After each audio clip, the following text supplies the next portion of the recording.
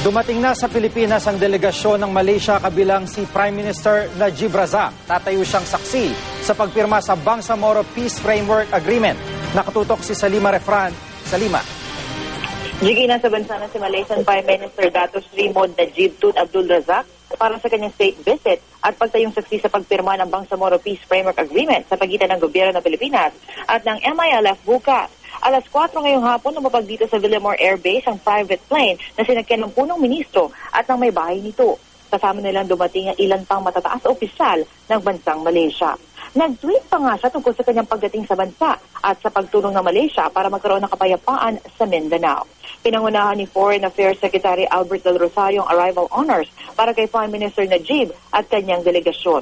Kasama din sa mga sumalubong si Tourism Secretary Ramon Jimenez at MMDA Chairman Francis Tolentino.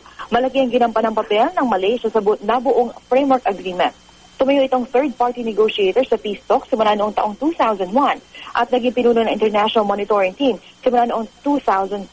Bukas ang umaga, mag-aalay ng bulaklak si Prime Minister Najib sa bantayog ni Jose Rizal sa Luneta bago tumulak pa Malacanang para sa pirmahan ng framework agreement sa hapon. Itong unang official visit ni Prime Minister Najib sa Pilipinas simula nang malagay siya sa pwesto noong 2009. Jiggy?